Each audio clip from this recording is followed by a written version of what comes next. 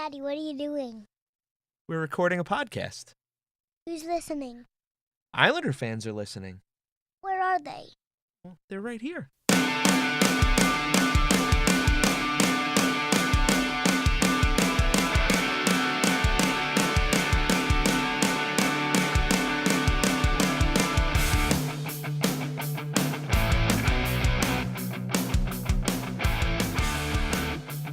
Welcome to the Isles Faithful Podcast with your host, Michael Sherline.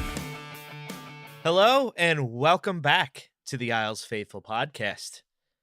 I am your host, Michael Sherline, and this is episode 18. Happy New Year. This is the first episode of 2019. 2019, another year gone by. Fortunately for everyone listening, your Islanders closed out 2018 on a high note. They also won last night against Chicago for their first game of 2019 and are now on an 8-1-0 streak over their last 9. Streak in that they won their last 5 consecutive games here. I think it's tying their streak of the season, the high, winning streak, if I'm not mistaken. Couple of things here. Devon Toews obviously scored last night, the game winner in overtime. We had Matt Barzal with 2 goals.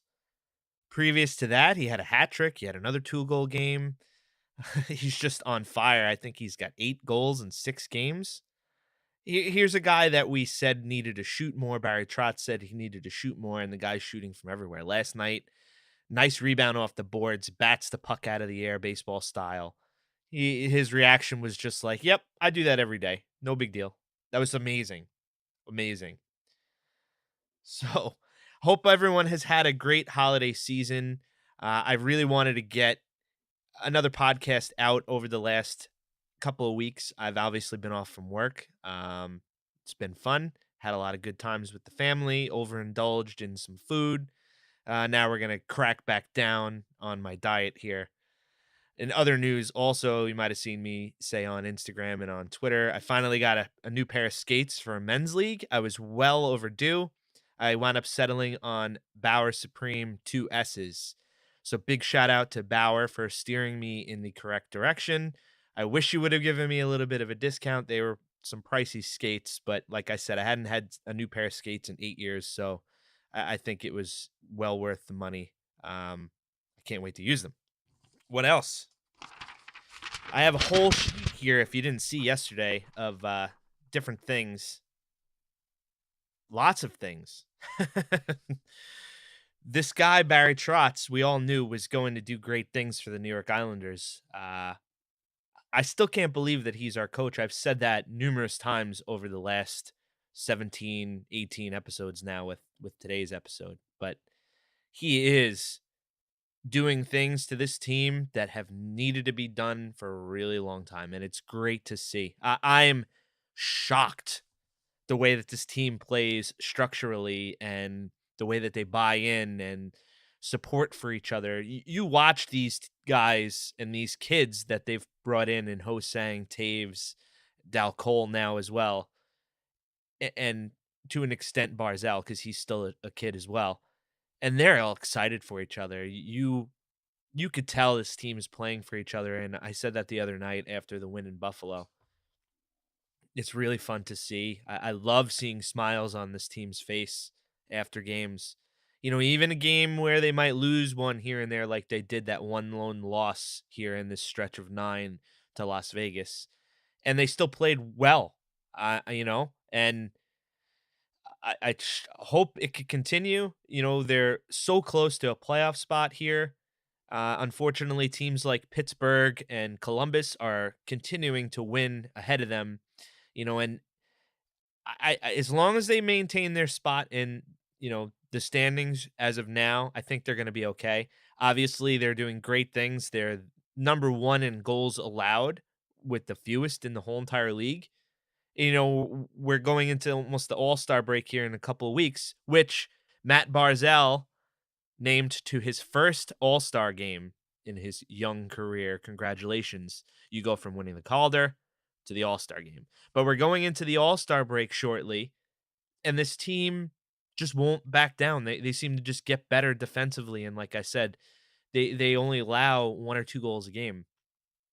Their power play and their penalty kill seem to be doing better. They're clicking at least once a game now, thankfully. Barzal continues to just draw penalties. He drew both last night against Chicago. And what can you say? I mean, what more can you say? This team is just doing all the right things. Also, great to see Robin Lehner now proving to the whole entire league that he is still an elite talent. Maybe Piero Greco and Mitch Korn have gotten him to do things in a way he's never really been able to do in his career since at least his time in Ottawa. But now that he is of right mind and physical and mental status, I love everything about him. And to a lesser extent, Greiss as well. I mean, Greiss had his run there of fantastic hockey, and the both of them are up there in terms of save percentage and goals against. Prior to last night, Lehner had a 2.14 goals against average and a 930 save percentage. If you bring up goalie stats throughout the league, he is near the top. Unfortunately, he has less than 20 games played, so I don't believe he's going to be up there in terms of the rest of the league. But in due time, I think that if he plays at a continued pace like this, it'll be really good to see him get the accolades he deserves. And I believe a bunch of people recently on Twitter had said he could be a candidate for the Masterton Trophy, which I couldn't agree with more. His perseverance and his dedication and the way he bettered himself. I mean, that's the type of thing, stories like that always come out. And I believe Boyle won it last season, if I'm not mistaken, with his, struggles with cancer and all that. So kudos to him also for beating that terrible disease and getting back to hockey as quickly as he did. That's an awesome story as well. And then what can you say? Prior to last night, we had some interesting stats, and I saw these yesterday posted on Twitter. Thanks to Eric Hornick for his awesome work there.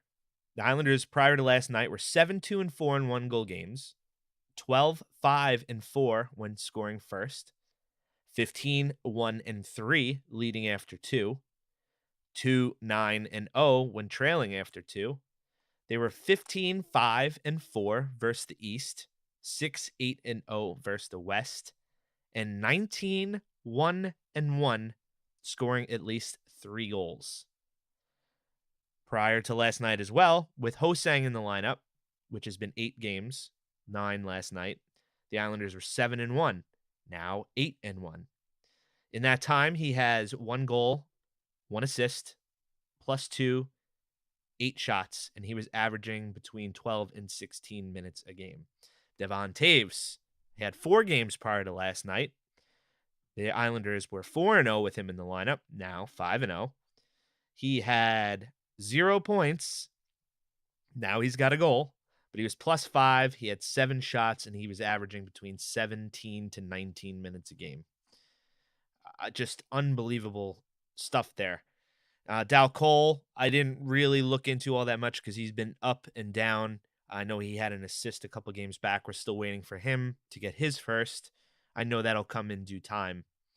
Brock Nelson, a staggering +13. +13. After last night, I'm sure that's a little higher. He played phenomenal again last night. Let's see. We have Barzal over the last 8. Prior to last night. 7 goals, 4 assists, 11 points, +4. In that span, he had 2 power play goals, 3 power play points, 1 game winner, 25 shots.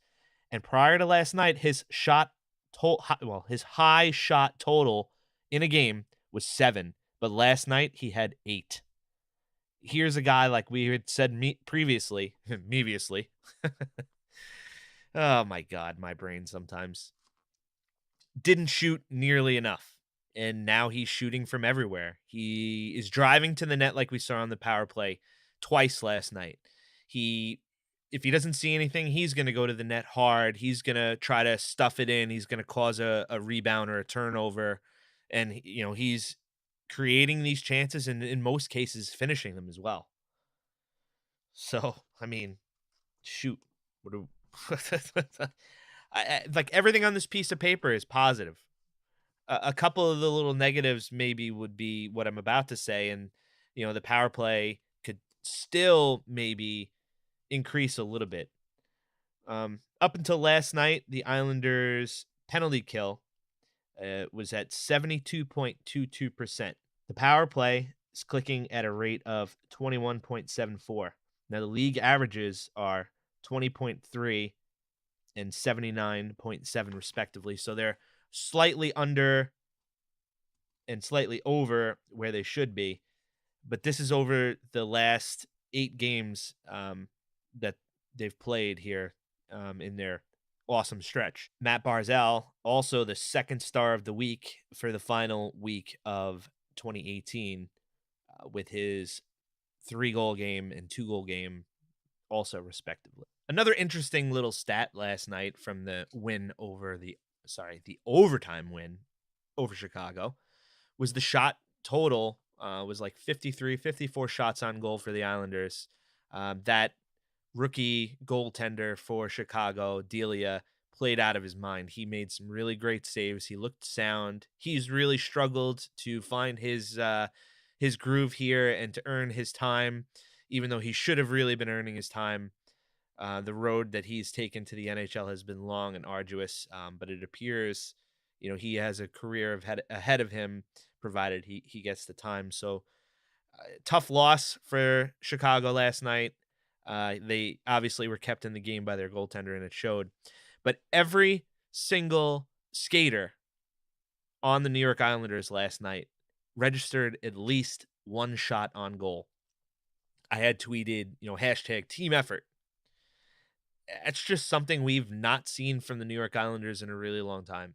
And Trotz has preached it's not about shot totals, it's about shot quality. And when every person on the team has at least a shot, or they're putting pucks on net, and they were shooting from a lot of good areas last night. The Islanders outplayed Chicago for large stretches.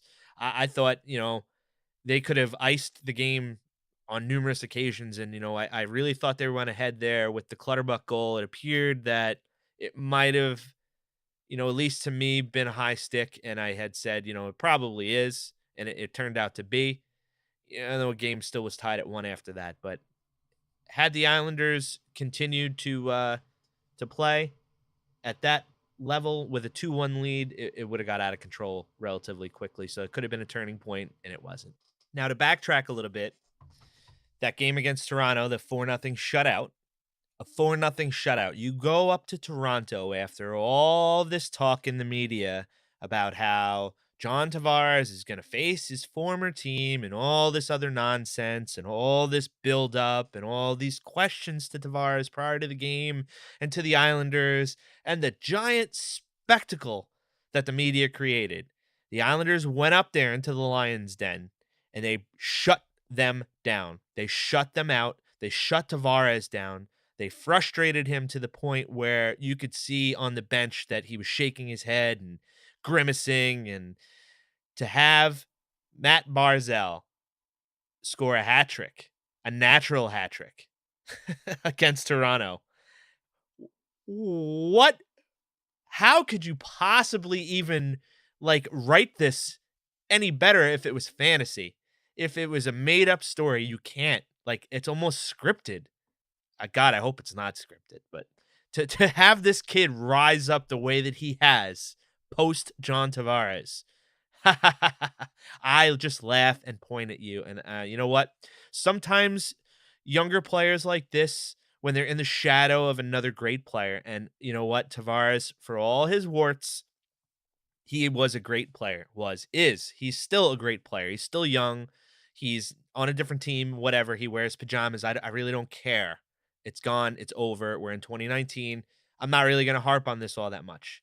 The last I'm going to talk about this is that game in February when he visits the Coliseum is probably going to be the last time that I bring him up in the manner in which we do. And I know this podcast was formed on the premise of John Tavares leaving the Isles faithful based on the letter that he wrote to fans post haste. But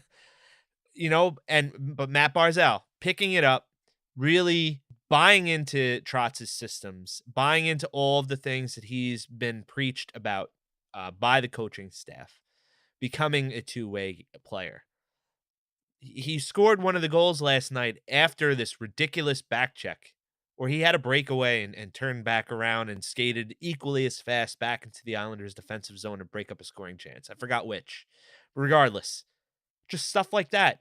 He's still such a young, impressionable player. And that brings us to another point. Leo Komarov, Valtteri Filppula, and to an extent, Kuhnhackl. These guys were brought in, and, we kind of harped on it a little bit and questioned it. It's come out, and we'll talk about this briefly. Elliot Friedman's 31 Thoughts. There was a lot of Islanders stuff in there, and, I'll go over each and every one of the points that he made here.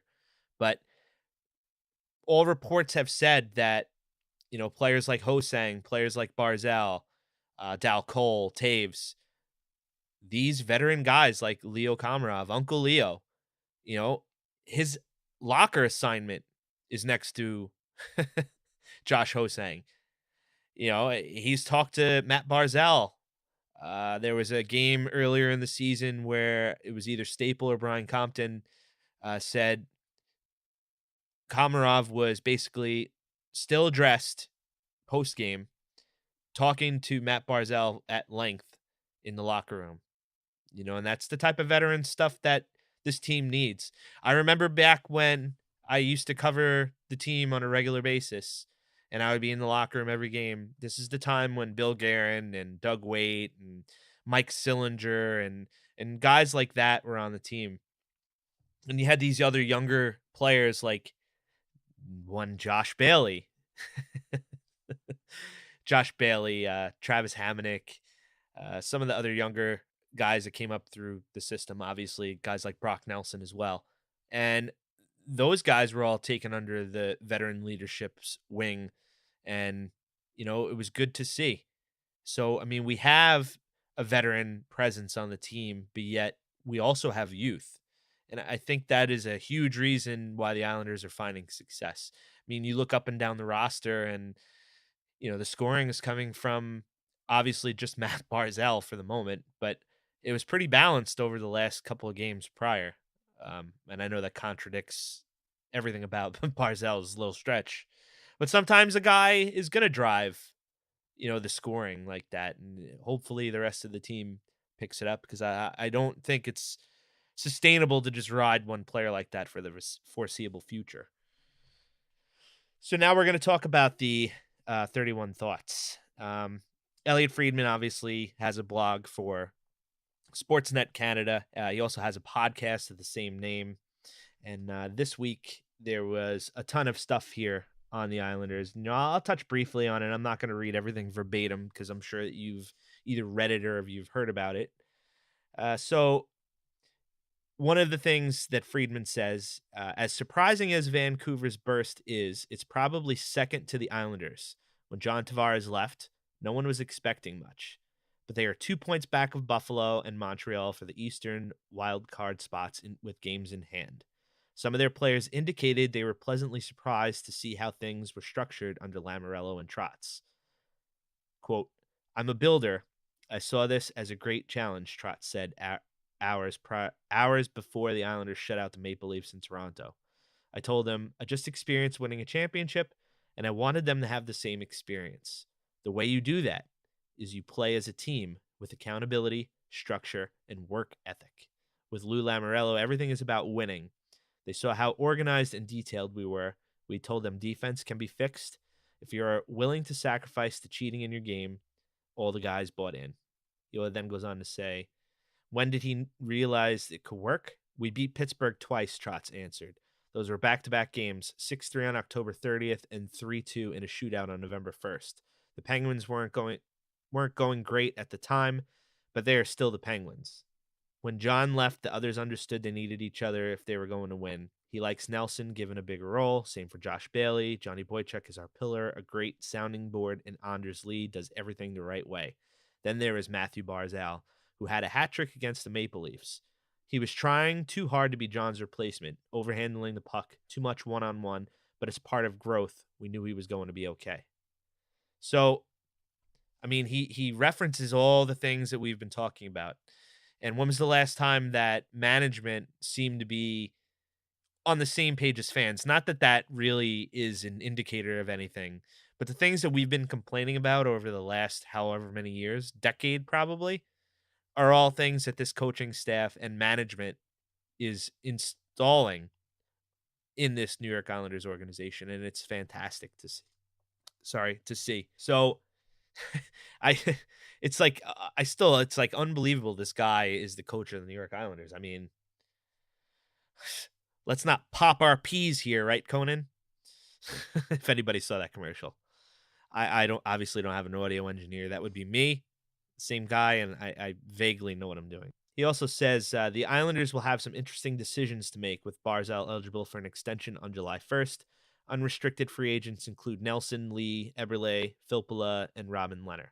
Not that under Lamoriello will be getting a lot of updates. Many of Tavares' old line mates suffered through a serious drop in production after leaving, but so far Lee is an exception. Heading into last weekend, his points per game was up from .7 alongside Tavares to .75. He'll be 29 in July, a problem in the now ageist world of sports, but they know his importance. And then here's the little bit we previously spoke about HoSang. Lamoriello said Trotz put Filppula and Leo Komarov around Josh HoSang in the dressing room. I'd heard he'd had an assigned seat on the plane next to Komarov too, but that's not been confirmed. Whatever the case, putting those two together is a great idea. The young Toronto players swore by Komarov, which is where the Uncle Leo moniker came from. Now, so many things hinge around this upcoming July, and I know a lot of people who listen to the podcast and basically follow anything on Twitter and any of the message boards that I'm on as well have this disdain and this dislike for Brock Nelson. He has played fantastic under Barry Trotz. He really has. He's filled in nicely as that 2C. He factored in on that overtime game-winning goal last night. He did flub the puck a couple of times, but he didn't give up on the play. He regained, not that he lost possession, but regained control of the puck, passed over to Josh Bailey. Josh Bailey, everybody looked like, or appeared to look like he was going to shoot, and then he dished over to Taves, who shot, got his own rebound. Then we know the rest. So, I mean, Nelson has been great. I'm pretty sure he won all of his faceoffs last night. He's been strong on the puck. He's been throwing his body around. He's been getting pucks on net. So he may not factor in on the score sheet every night, but he has looked solid. And, providing he can be signed for a reasonable contract. And he factors in, obviously, to this system here. So I think that he'd be worth a shot with an extension, as much as that might pain some of you guys out there. I know it's a contract here and all that, but Brock Nelson has been pretty solid, and all reports indicate that this coaching staff relies on him and likes his style of play. So we're going to have to see where that takes us.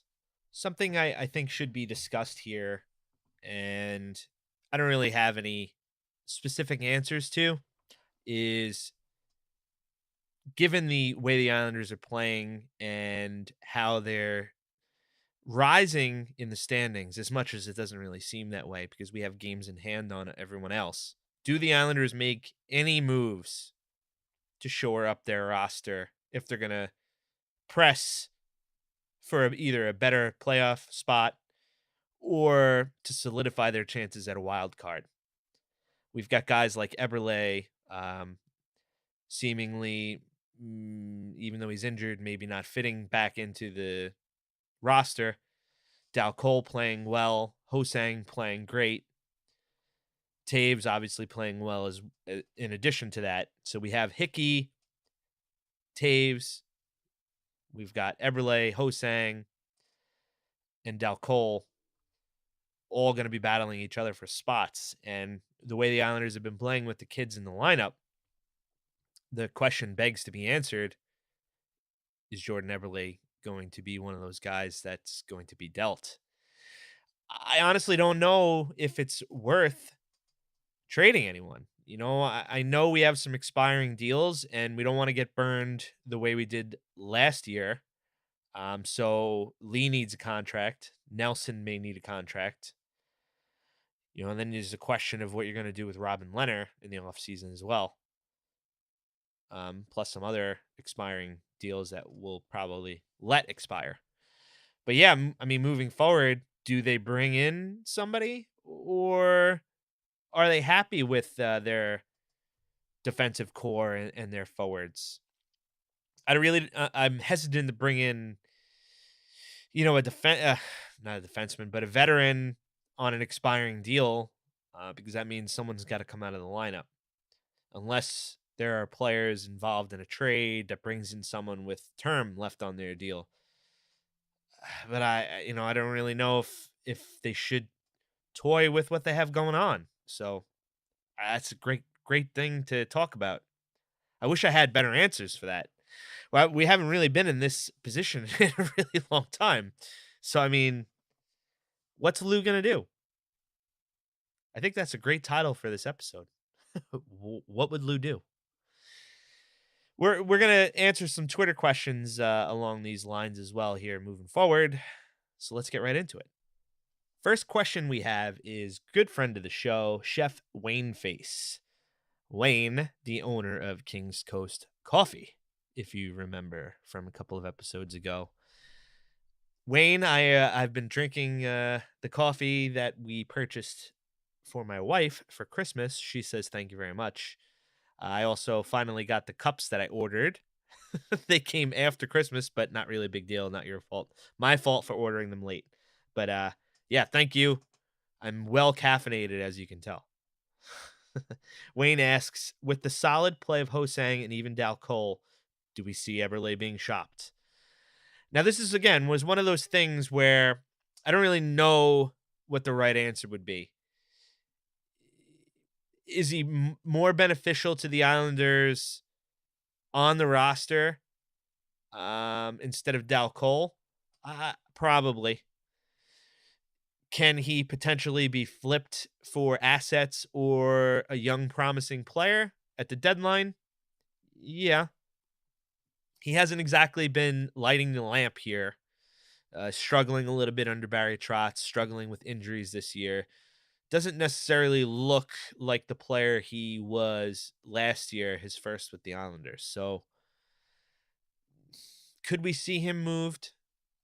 I would maybe lean that way.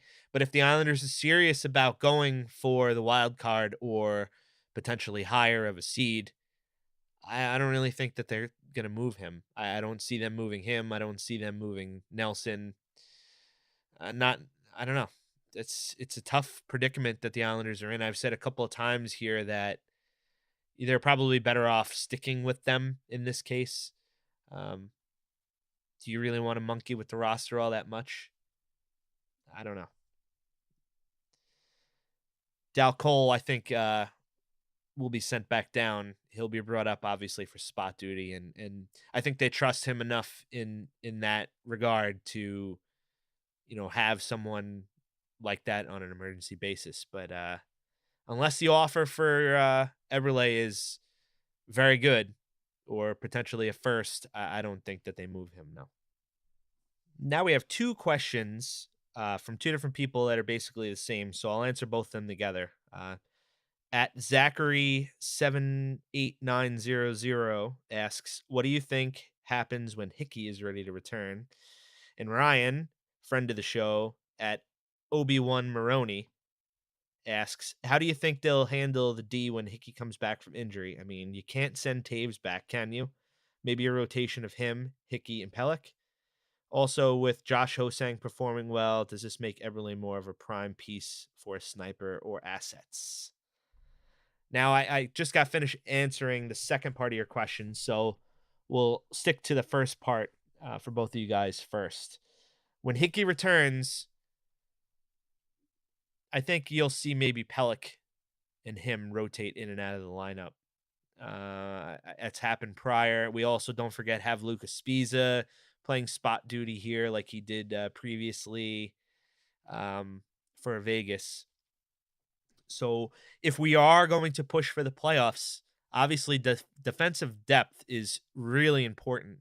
We've been bit by this in the past with injuries, and for the most part this season, everyone's been pretty healthy.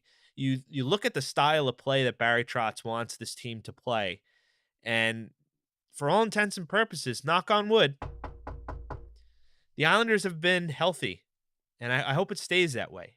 Johnny Boychuk, a little banged up here and there, but for the most part, playing solid hockey. Nick Leddy, been all over the place, but the last few weeks been playing pretty solid hockey. Then you got Pulak.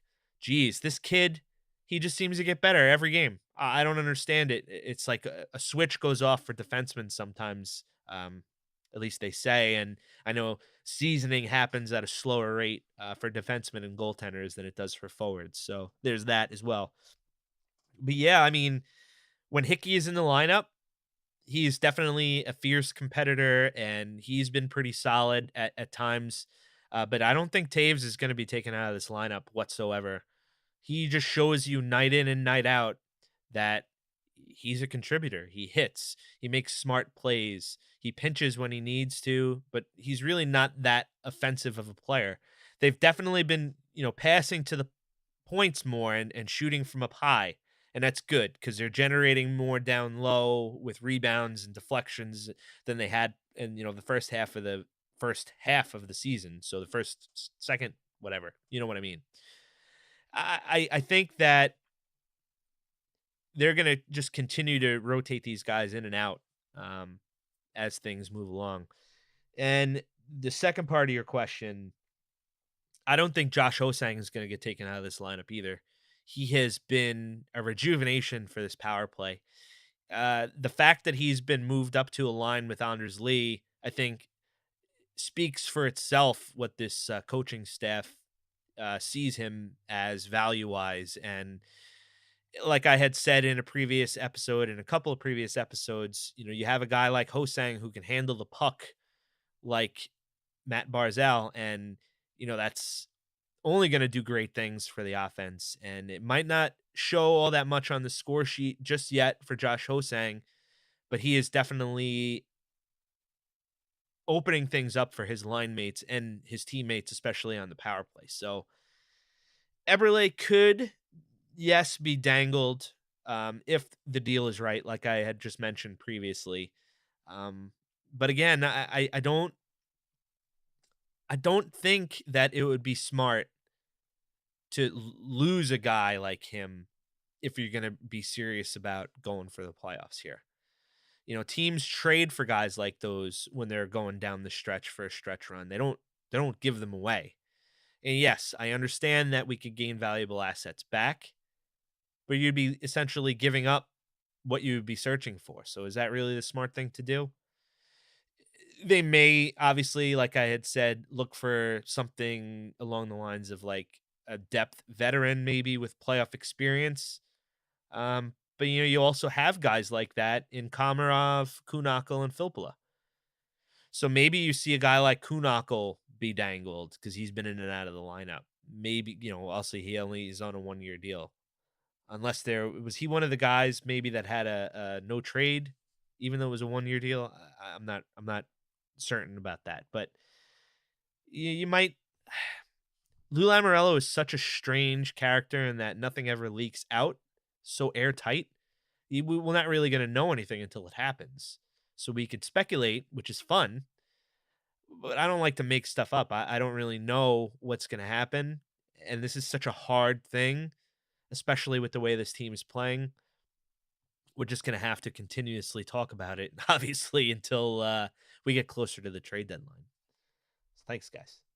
Now, this isn't much of a question, but at JP and VA and I have been going back and forth over the last couple of weeks, and he tends to send me some great stuff via direct message. And I know we've talked about some contracts here expiring and some other deals and everything. So he sent me something that's related to what we just spoke about. So I'm going to talk about it right now. The 2015-16 Isles went into the trade deadline with three key unrestricted free agents: Oposo, Nielsen, and Martin. They did get a playoff series win, but they lost all three and took two steps backwards and really haven't recovered until the emergence of Taze and HoSang. Maybe. This year, they not only have the three obvious ones, Lee, Nelson, and Eberle, but they also have Filppula and Leonard. Lee is a priority, and Nelson has got to be higher on their list as well. But can they afford to lose Filppula or Leonard next year? I said this previously. Valtteri Filppula has been very surprising. You know, he's getting up there in age, and everything about the NHL is ageist, like Elliot Friedman said in his 31 Thoughts. Like Brian Compton has said on numerous occasions. Arthur Staple has also said on numerous occasions. I believe we even spoke about that a couple of episodes ago when I had Arthur on. So he's getting up there in age. I would maybe sign him to another 1-year deal. I like what he's brought to this team. We haven't really had a defensive forward like him since Franz Nielsen. And he is the weird Franz, right?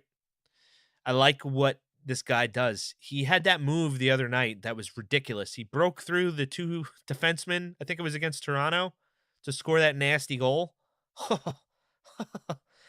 I know this guy hasn't been able to do that, since his days in Detroit and I believe Tampa, but I like what he has brought to the New York Islanders. He's good on the PK. He can be thrown out there in any kind of position, and I know he's hurt right now. Unfortunately, we don't really know for how long, but I think maybe they offer him like a 1 or a 2-year deal to stick around. I think he fills out a really good spot for the Islanders. Nelson, I think that they're definitely going to sign him. It'll probably be to a team-friendly deal. Leonard, I could see maybe being a stopgap moving forward.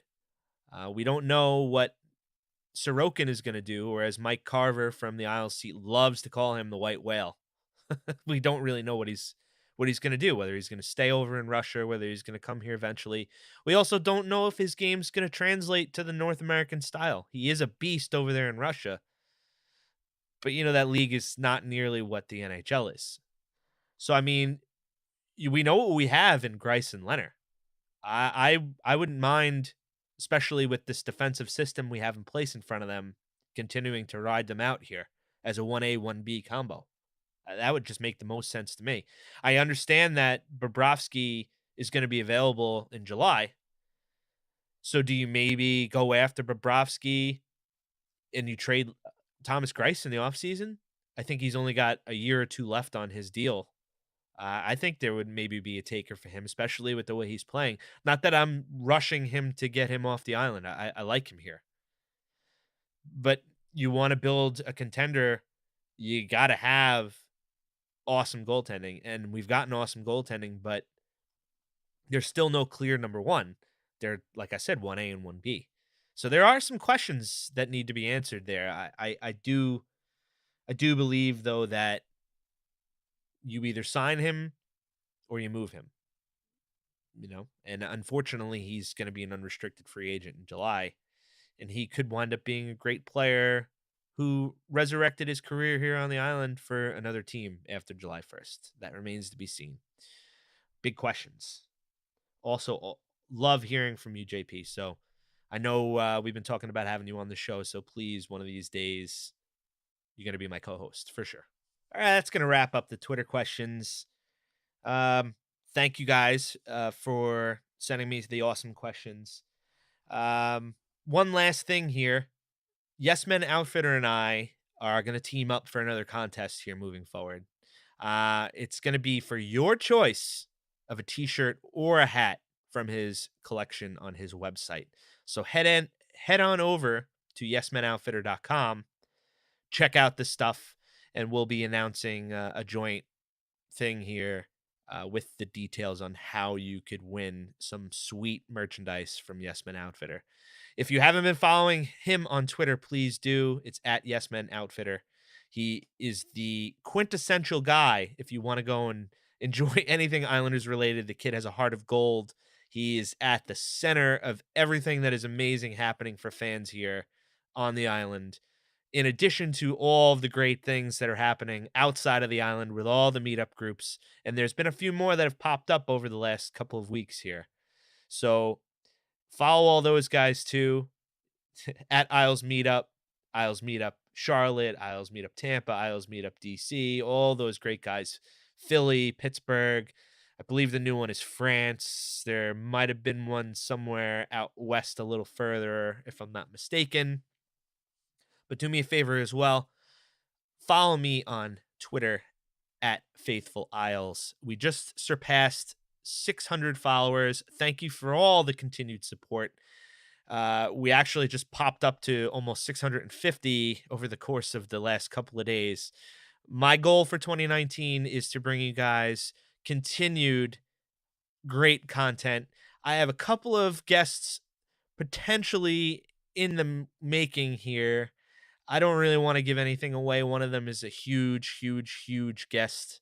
But I promise you, I will continue to do good things. I will continue to bring at least what I feel is my own spin on some of the stuff around here. And I'll mix in some old stories from my blog box days and just some weird stuff I have experienced over the last decade plus covering the New York Islanders, like Rick DiPietro always sneaking me a piece of double bubble in the locker room during interviews.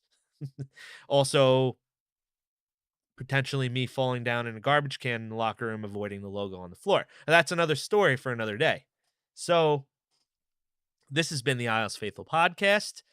As always, I am your host, Mike Sherline. Like I said, follow us on Twitter at Faithful Isles, on Instagram, Facebook.